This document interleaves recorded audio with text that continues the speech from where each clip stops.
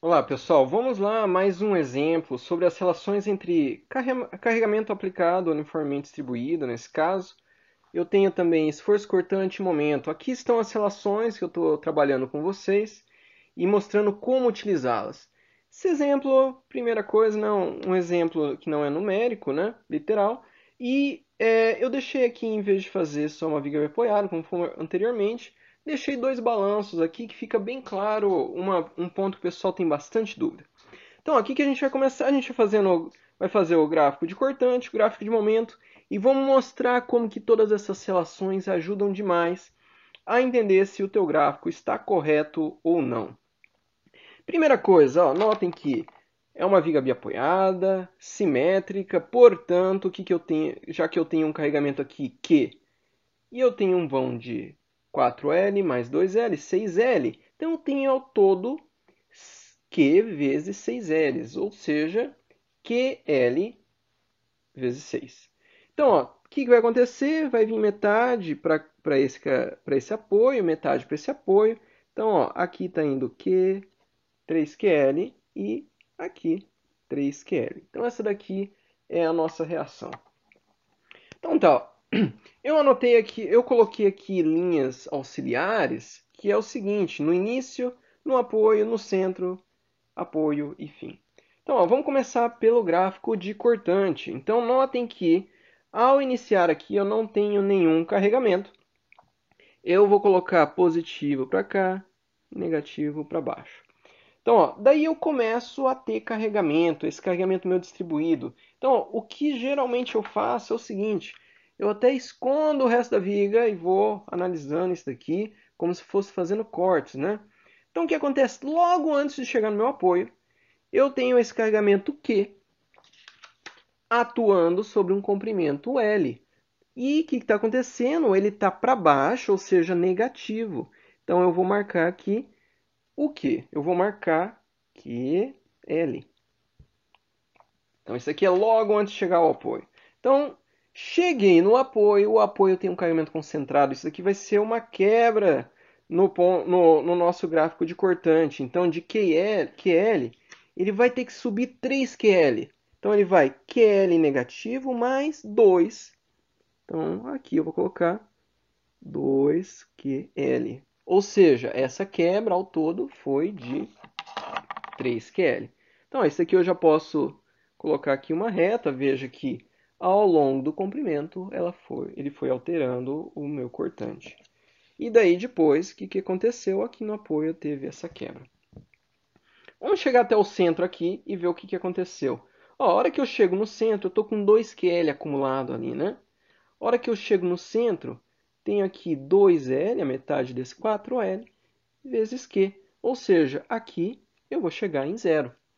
Uma vez que esse carregamento meu aqui, ele é o mesmo ao longo de todo o comprimento da minha viga, veja que eu posso pegar unir daqui e já plotar para você como é que vai ser a continuação disso daqui.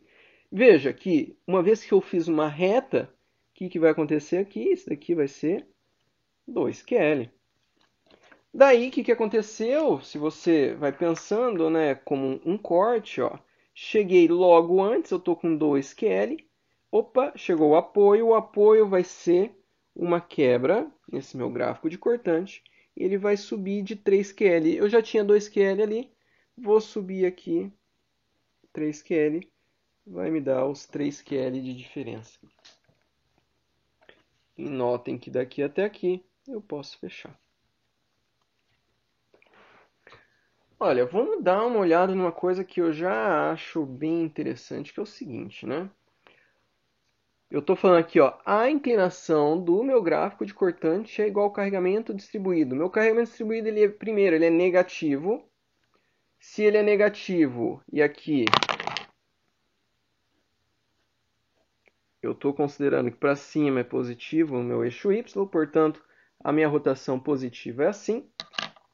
Ou seja, todos os meus gráficos, uma vez que ele está atuando em toda a minha viga, eles vão ter que ter a inclinação para baixo. Então, ó, veja, esse está para baixo, esse está para baixo, esse está para baixo. Perfeito, isso aqui é o sinal.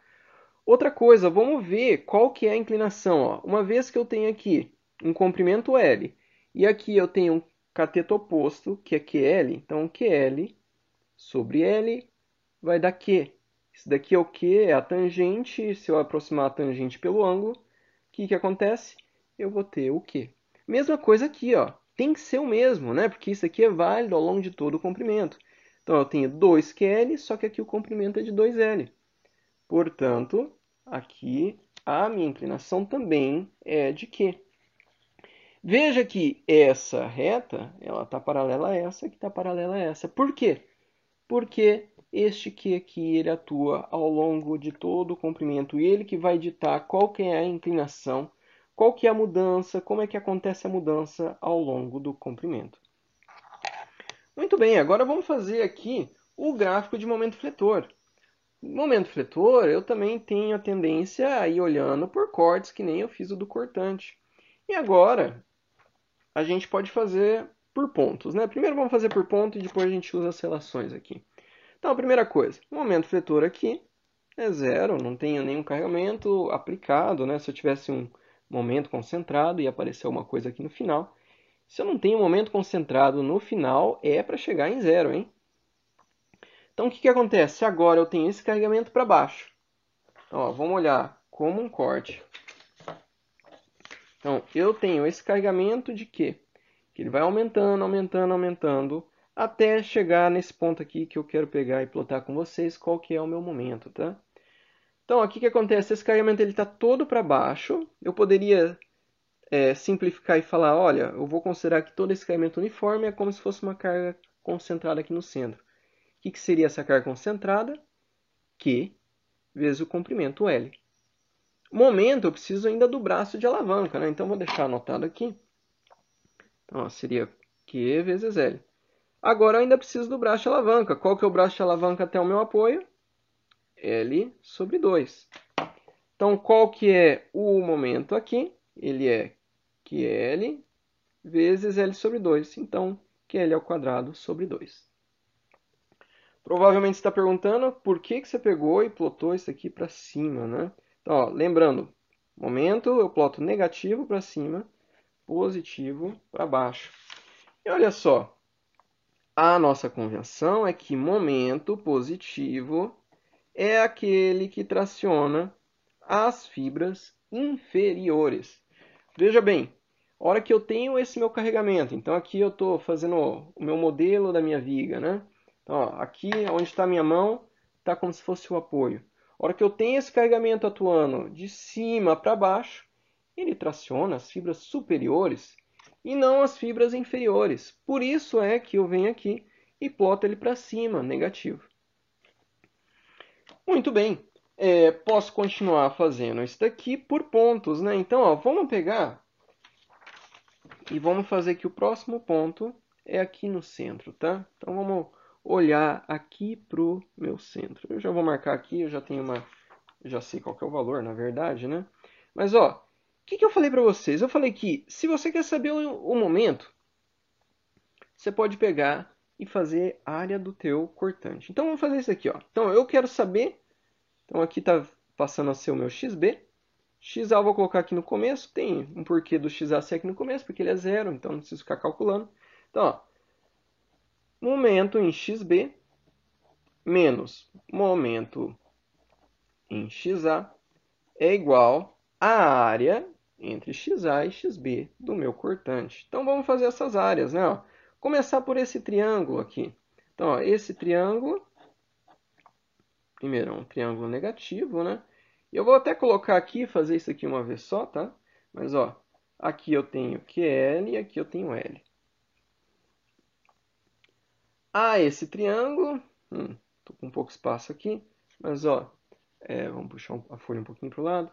Então, ó, o outro triângulo que eu tenho é o que? O triângulo para cima com 2QL e comprimento L. Isso daqui, positivo, né?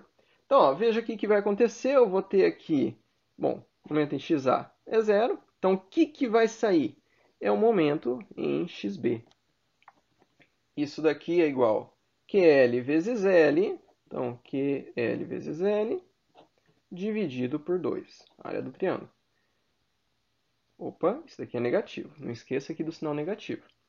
Mais 2QL vezes L, então quadrado, dividido por 2.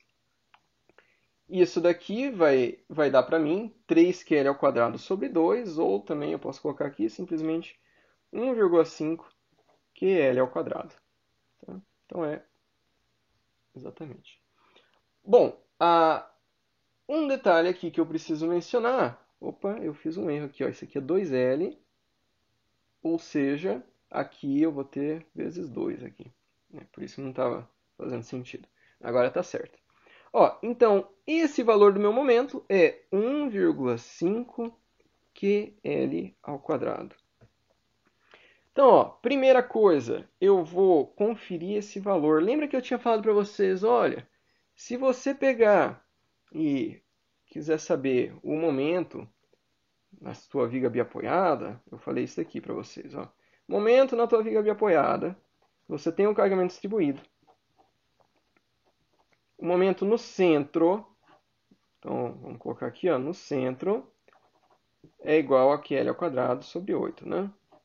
Dá para usar isso aqui também. Mas ó, vamos calcular QL ao quadrado sobre 8. Então, vou ter aqui o carregamento realmente aqui.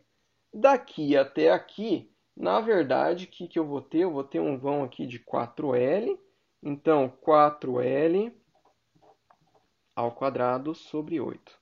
Então, isso daqui vai dar 16, 4 vezes 4, 16, QL sobre 8. Ou seja, isso daqui dá 2QL. E daí você vai falar para mim, professor, o que aconteceu? Isso daqui já... QL ao quadrado, desculpa. O que aconteceu? Essa pergunta já me fizeram anteriormente, que aqui deu 1,5 e não deu os 2QL ao quadrado que você estava falando. Mas calma aí, né? Ó, você tem que pensar que você vai... A gente fala... os meus professores falavam assim, você vai pendurar o momento a partir do ponto em que ele está te ancorando. Se eu tivesse começado do outro lado, ou simplesmente eu sei que esse gráfico aqui ele é simétrico, eu sei que isso daqui ó, é QL ao quadrado sobre 2 também, nesse apoio, momento. Então, o que acontece? Se eu pegar, juntar estes dois pontos, ó, alinhar eles aqui, ó, vou passar uma linha fictícia aqui, e eu medir daqui até aqui. De fato, isso daqui, você sempre pode fazer esse pendurar, tá? Desde que você não tenha nenhum apoio ali entre eles. E isso daqui tem que ser 2QL ao quadrado, ou no meu caso, QL ao quadrado sobre 8, né? Que é a fórmula, né? Então, ó, veja que realmente eu tenho meio para cima, 1,5 para baixo, vai dar certo. Agora vamos dar uma olhada em inclinação também, né? Desse gráfico. E vamos projetar aqui o meu gráfico. Vou descolocar uma outra cor, porque já usei bastante o preto. Então, ó, começa em 0 e ele vai terminar aqui. Vou começar primeiro por esse pequeno balanço, né? Então, veja, ó, ele começa bem pequeno. Esse ângulo, aliás, começa a 0. Pelo seguinte, ó, eu estou falando aqui, ó, a inclinação do meu momento é igual ao meu cortante. Então, ele começa a 0 e daí ele vai aumentando, aumentando, aumentando. Então, a minha barriguinha aqui vai ficar para baixo. E daí, depois que ele acontece, ele começa grande e daí ele vai diminuindo, diminuindo, diminuindo até chegar em 0 aqui, que é o ponto de inflexão. Esse gráfico ele é simétrico, portanto, aqui e aqui. E ele é simétrico por causa da característica da viga mesmo, né? Então veja que esse daqui passa a ser o meu gráfico de momento. E aqui eu tenho todas essas parábolas, né? Uma coisa também que é interessante é que da mesma forma que eu fiz o QL ao quadrado sobre 8 aqui, poderia ter feito aqui, ó. Então, se eu aqui ou aqui, tá? Em qualquer um dos balanços. Então, eu posso pegar esse ponto, ligar por uma linha. E daí, ó, cuidado com isso, tá? É perpendicular ao eixo da viga. Você pode vir aqui. Essa distância entre essa tua linha imaginária que liga os dois pontos e o teu gráfico, ele é qual que é o vão? O vão também é L, que é L ao quadrado, sobre 8. Então, no centro, sobre essa linha imaginária você começa a contar até a tua parábola é QL ao quadrado sobre 8. Perfeito, pessoal. Com isso você viu que a gente conseguiu usar todas essas relações e entender muito bem o que estava acontecendo no meu gráfico e verificar todas as premissas que eu tinha colocado aí. Muito obrigado, pessoal!